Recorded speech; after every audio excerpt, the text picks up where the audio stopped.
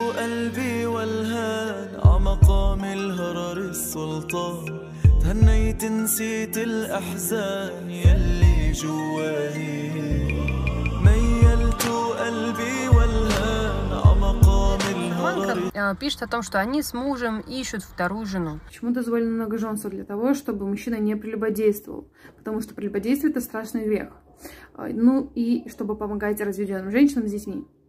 Насчет того, чтобы жить в одном доме. Если сами жены согласны жить в одном доме, то это не запрещено. Пророк, саллаху алейхи вассалям, сказал: женитесь на девственницах, поистине уста их сладкие, они много рожают и довольствуются малым. Ат-Табарани, хадис хороший. Аллах в Коране говорит: и женитесь на тех женщинах, что приятны вам, на 2, 3 или 4. Сура Ан-Ниса, аят 3. То женитесь на других женщинах, которые нравятся вам, на 2, 3, 4. Если же вы боитесь, что не будете одинаково справедливы к ним, то довольствуйтесь одной. Но также говорится, чтобы верующие не пренебрегали разведенными женщинами. Также насчет дружбы. Верующие мужчины и женщины являются помощниками и друзьями друг другу. Сура Ат-Тауба, 9, 71. Они не то, что должны дружить, они должны любить друг друга ради Аллаха. И те, кто любит друг друга ради Аллаха, Аллах укроет в тени. Если ты об этом не знала, то я тебе сейчас об этом говорю. Если ты идешь против этих доводов, то ты идешь не против меня, а против аятов в Коране, кстати. Салам درود به تماشاگران کانال بانی تویچه خوش آمدید به کانال ما. امروز خواستم تصمیم گرفتم یعنی در موضوعی که روزهای آخر در سامانه یوتیوب و همچنین در تیک تاک و در بین بلوگر زنها مشهور شده ایستاده است، این موضوع زن دادن شوهر. خواستم از کمتر مواد اپی شهلوی نجمدین که یکی از گروه فعال دارند در سامانه одноклассник به نهایت مؤلف با استعداد، قصه‌هایشان به من معقول است، از حیات گرفته شدگی تاثیر بخش. امیدوارم به همه شما پسند می‌آید. تا آخر تماشا کنید، گوش کنید و فکرهای هر یک شمایان را در پایان کامنتاری انتظارم. التماس به اهمیتی نکنید، به نهایت موضوع ضرور تا آخر بمانید با ما. قصه زنی که شوهرش را زن دوم داده است. مؤلف شهلوی نجمدین. صنوبر هنوز در مکتب میانه عاشق این روزنامه‌نگاری مشهور بود. مقاله‌هایش را در هفته‌نامه‌ها مطالعه کرده در دل آرزو میکرد که یک بار او را از پیش ببیند. گویا خداوند آرزوی او را شنید که روزی در عرفه روز غلبه این روزنامه‌نگار جوان و ورزیده با یک گروه شاعران به دهه آنها برای واخوری آمدند. صنوبر لحظه مساعد پیدا کرد و به روزنامه‌نگار نامه نوشته راز دلش را آشکار کرد. خورشید نامه صنوبر را خوانده به اختیار در دل عاشق شیدای او گردید. بعد ختم مکتب به خانه آنها خواستگار فرستاد. پدر و مادر صنوبر با جان و دل برای خواستگاری او راضی شده دخترشان را به او به شوهر دادند. بعد توی خاکسارانه آنها به شهر به خانه خورشید آمدند. خورشید با مادری تنها و پیرش میزیست. مادر خورشید زن خودبین و خود دوستدار بود و از ساعت اول عروسی به کلینش روز نمیداد. رشک مادرانه داشت نسبت کلینش. ولی صنوبر که شوهرش را سخت دوست می داشت به همه جبر و جفای خوشتامان طاقت کرده هیچگاه به او گپ نمی‌گردانید. با گذشت وقت آواره صاحب 7 فرزند شدند.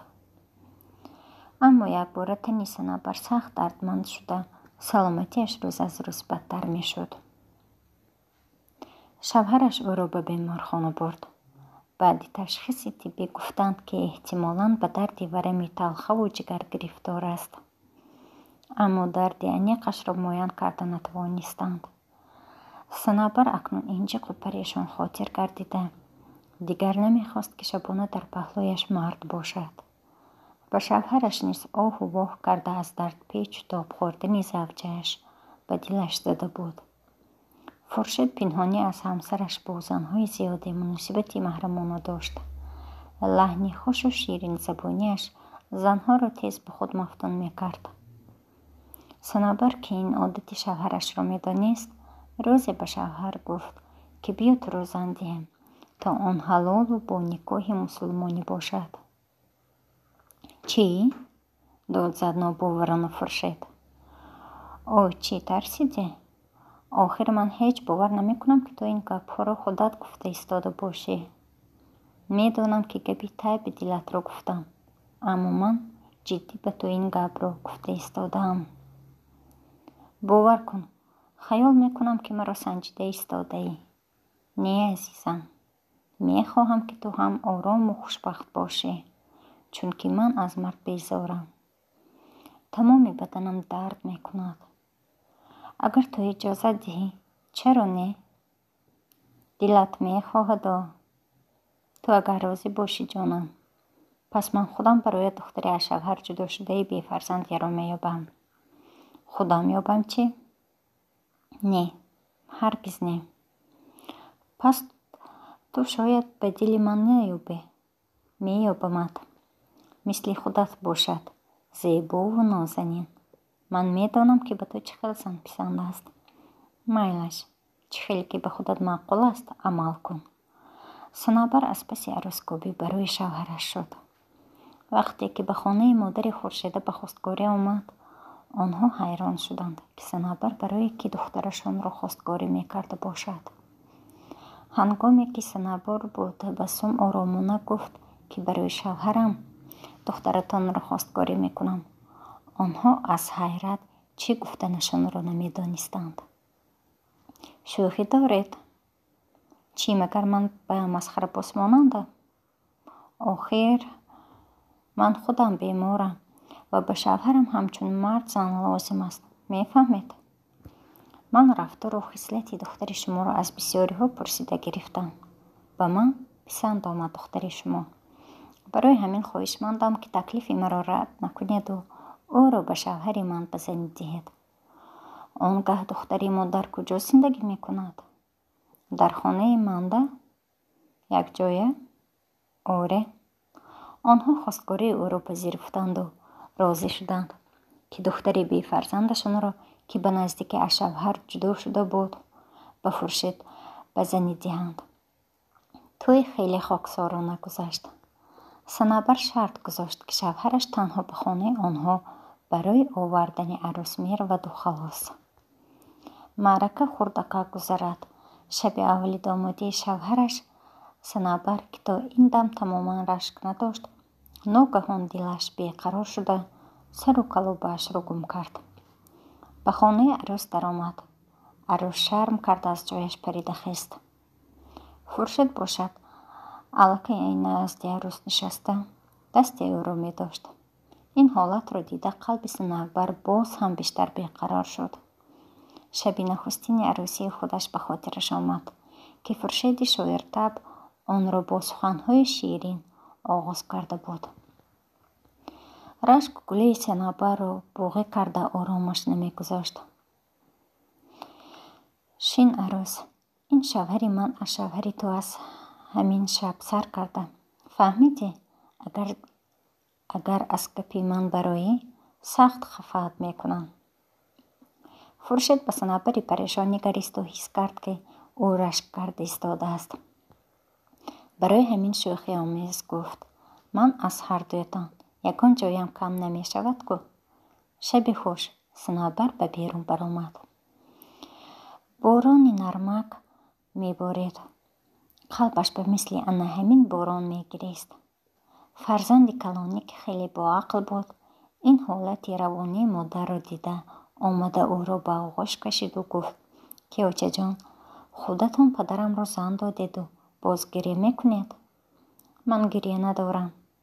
санобар хост ки хоб кунад, аммо хоб аз дидагонаш парида гумон мекард ки чизеро гум карда бошад. аммо аз бистар хесту сӯи хонаи дар он тарафи ҳавлӣ буда рафт. гӯшашро ба дар монд. از درون خانه صدای قهقهه شیرین خورشید می آمد. صنوبر آتش گرفت.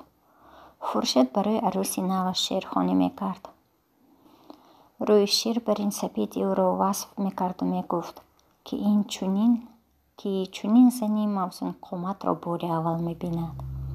این سخنان شوهر صنوبر را به غضب آورد، اما خود را به دست گرفت و باز پنهانی گوشگونیش را ادامه داد. تو اینقدر زیبایی جانکم. تو را مادرت برای من تولد کرده است. تو هم مرد زیبا بوده ای. ایش و ناز کرده می گفت همسری دوم. بیا به آغوش گرمم. این لحظه دل صنوبر گویا تهبیه کرده به زمین فتاد. ناله و فغانش به درون زد. رشک گلوگیرش کرد و میخواست رفته از گریبان شوهر بلهوسش بگیرد، اما باز استحاله کرد و از دل گذرانید که خودم شوهرم را زن دادم، باید صبر کنم. باز صدای خنده و شوخی عروس و شیخ بلند شد. صنوبر گوشهایش را با دستانش محکم کرده گریه کنان از در خانه عروس و شیخ دور شد، اما به جوگه خوابش در آمد و هیچ خوابش نمی برد. رشک مثل ماری پیچان به گردنش حلقه زده او را گشته به نزد خانه عروسی نو برد. شوهرش همانو با عروسش خوشگویی می کرد. اینقدر مردها بلهوسند. در وقتش عیناً این سخنهای شیرین را به من گفته بودی خورشید. زیر لب اشک در گلو می گفت صنوبر. از زنی یکم دیده تو زیباتر و دلکشتری. آه بلهوسی دروغگو.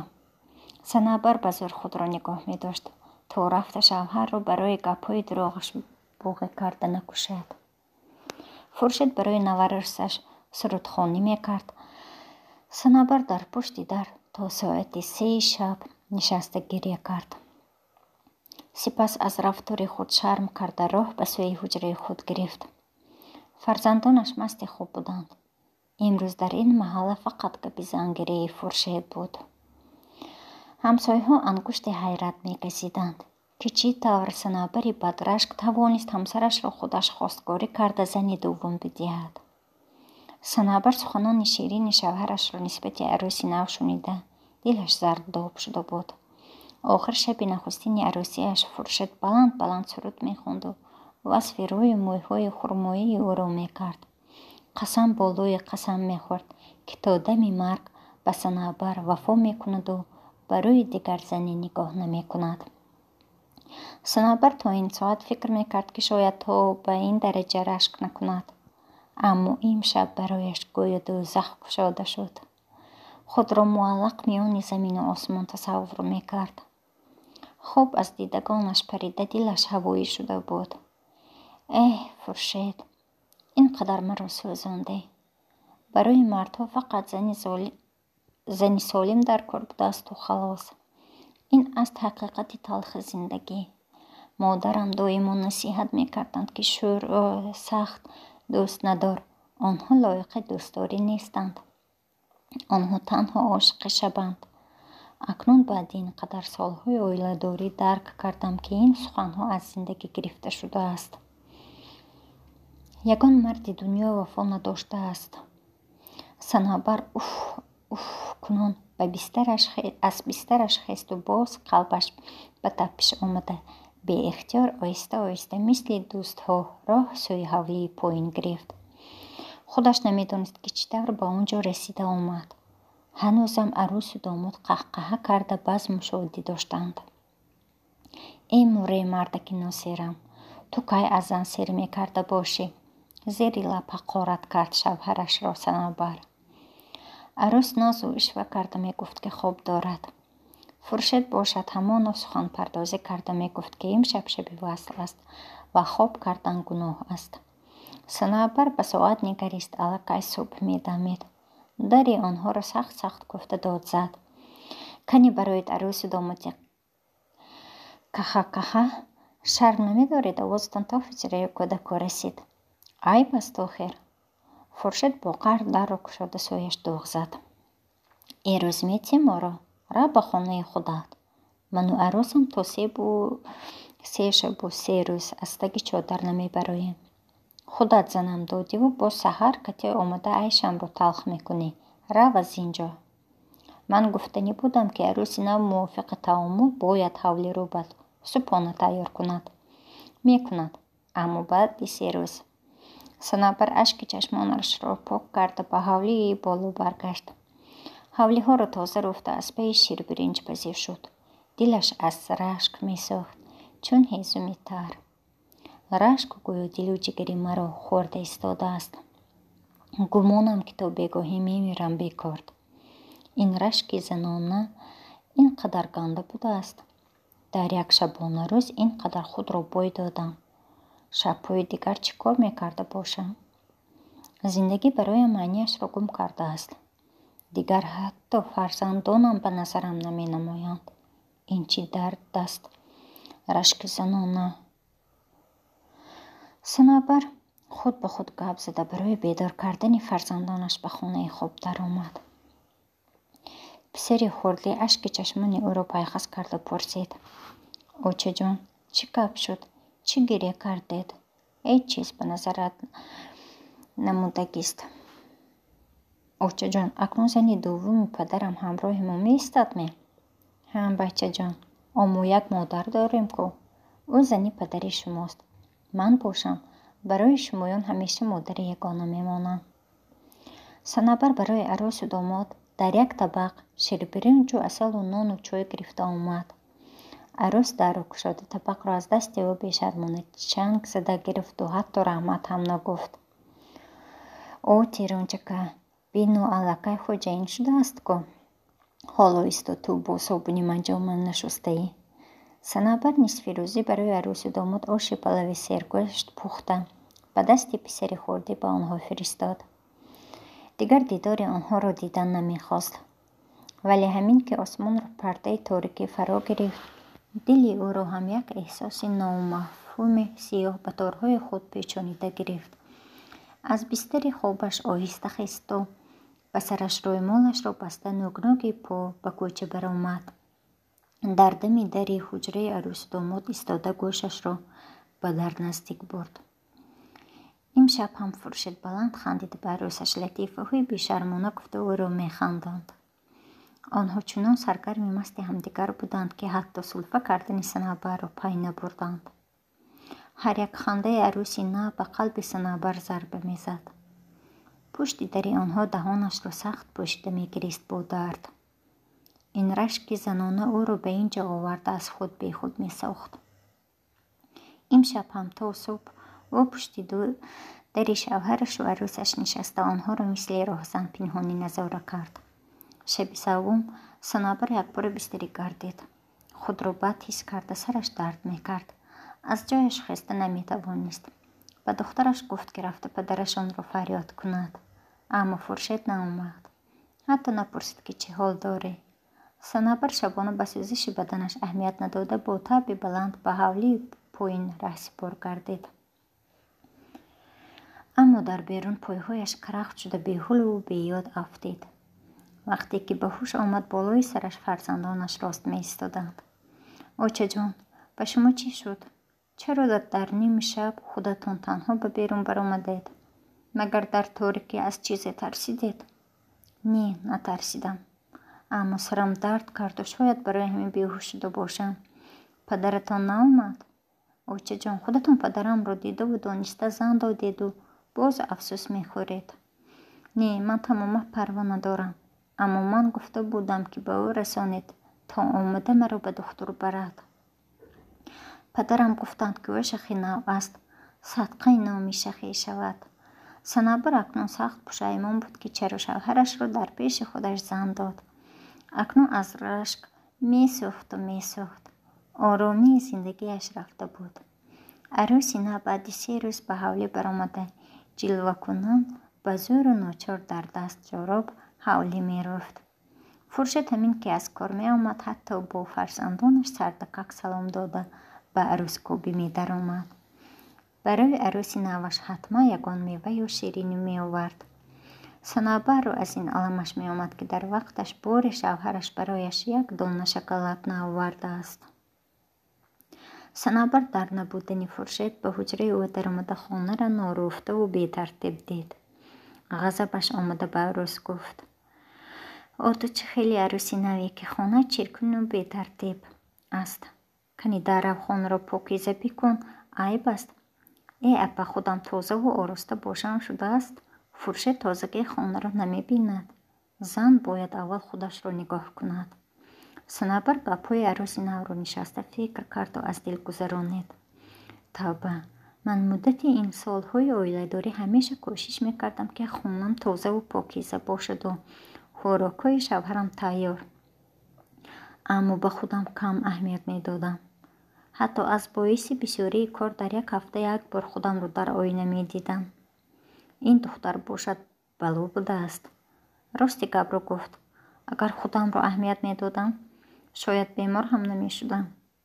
акнун санабар ба худаш аҳамият медодагӣ шуда кӯшиш мекард, ки либоси беҳтаринашро пӯшад.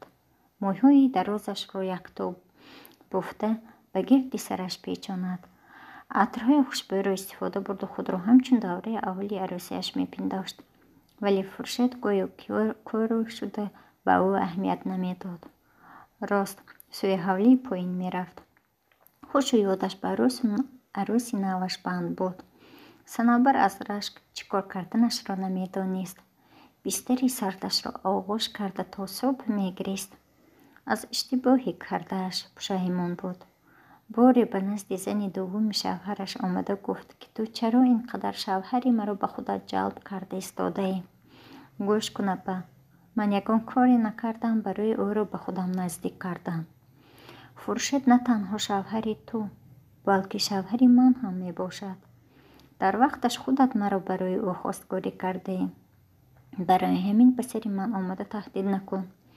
шабона дари хона тақтақ шуда санабар хурсандона дарро кушод. Фуршет бо қарби салом аз мӯйҳои дарози ӯ кашида як муште ба сараш фароварду гуфт: овчаи кӯдако, ин қадар ба арӯси ман кордор нашав. ӯ бахти асосии ман аст. ман ба хотири кӯдако ҳамроҳи ту зиндагӣ мекунам. барои ҳамин агар маро аз даст додан нахоҳӣ, зиндагии моро талх намесозӣ. санабар баъди рафтани ӯ ду ҳабби хобовар нӯшиду худро ба бистар партофт. бовараш намеомад, ки Фуршет ба хотири зани дуввумаш ба ӯ даст бардошта бошад. рашки зан соат ба соат дар сабзиш буд. мехӯрд ӯро зиндаву хомохон. дигар сабри санабар ба охир расиду ӯ аз шавҳараш хоҳиш кард, ки байни ин ду ҳавлӣ девори баланд бигирад. Фуршет ҷон, агар ту байни ҳавлиҳо девор нагирӣ, ман мемирам аз рашк. тавба, ӯ худат маро зан додиву боз рашк мекунӣ. гӯш кун мардак, як ривояте ҳаст, ки зан ба хотири баргардонидани шавҳар ба назди фолбин меравад. фолбин мегӯяд, ки 4 дона мӯйсари шербачаҳоро ба ман биёр. зан ба ғоре рафта муддати 1 моҳ шербачаҳоро ба худаш ром мекунад. ин ҳама ба хотири баргардонидани шавҳар буд. ман ҳам акнун хатогии худро эҳсос кардам, аммо хеле дер. рашк кадом рӯз маро мекушад. Фуршет байни ду ҳавлӣ деволи баланд андохт. вале санабар ҳамоно ором нагирифта шабҳо назди девор меомаду онҳоро пинҳонӣ гӯш мекард, ки ба чӣ кор машғуланд. ин рашк ба одати бади ӯ даромад. шабе фарзанди калонӣ рафта ӯро аз он ҷо оварду зорӣ кард, ки дигар ба падараш рашк накунад. аммо дили санабар аз рашк месӯхту метапид. Фуршет оқибат аз бадрашкии зани якумаш ба дод омада, зани дуввумашро гирифта ба як гӯшаи дигари шаҳр бурд. санабаре гирифтори дарди рашк бошад, шабҳо бедорхобӣ кашида оқибат ба касали равонӣ мубтало гардид. акнун ӯ табобат мегирад ва ба тамоми занҳои шиносаш насиҳаткунон мегӯяд, ки ҳеҷ гоҳ шавҳаратонро зан надиҳед, чунки рашки зан аз интиқом бадтар аст. муаллиф Шаҳлои Наҷмиддин. акнун савол ба ҳама: дар кадом вақт зан шавҳарашро ба зани дуюм гирифтан розӣ мешавад?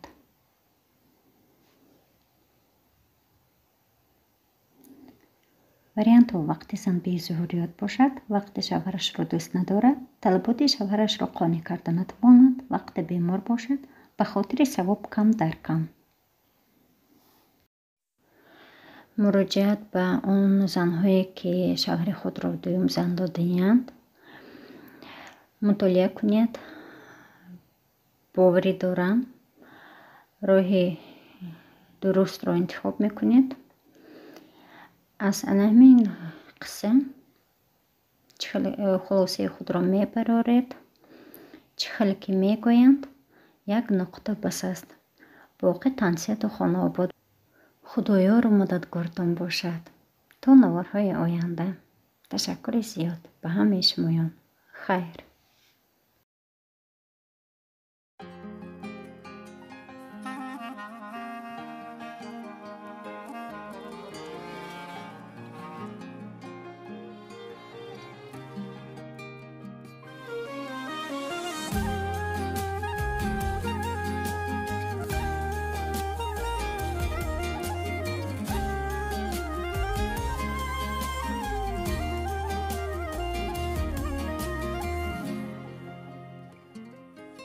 بسا شبهای عمرم را به تنهایی سحر کردم، بری رخساره هایم را زیابی دیده تر کردم، چونان هم ناله کردم با علم است دردی تنهایی، بسنگی سردی سختی سینه ای راحت اثر کردم، فقط سوزی تو در جانم، خیالت رشته ای جانم، دیگر ای ماهی تابانم تنها نمانم.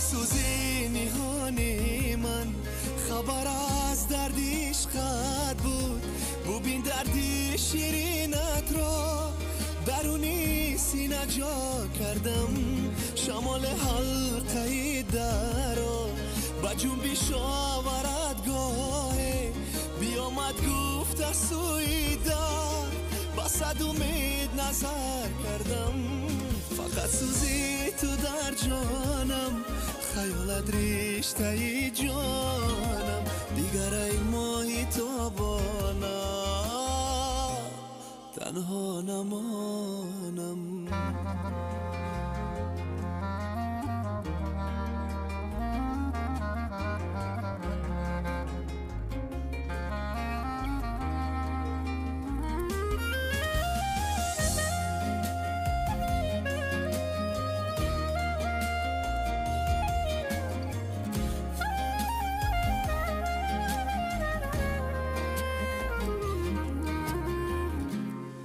بسا شبهای عمرم را به تنهایی سحر کردم، بری رخساره هایم را زیابی دیده تر کردم، چونان هم ناله کردم با علم است دردی تنهایی، بسنگی سردی سختی سینه ای راحت اثر کردم، فقط سوزی تو در جانم، خیالت رشته ای جانم، دیگر ای ماهی تابانم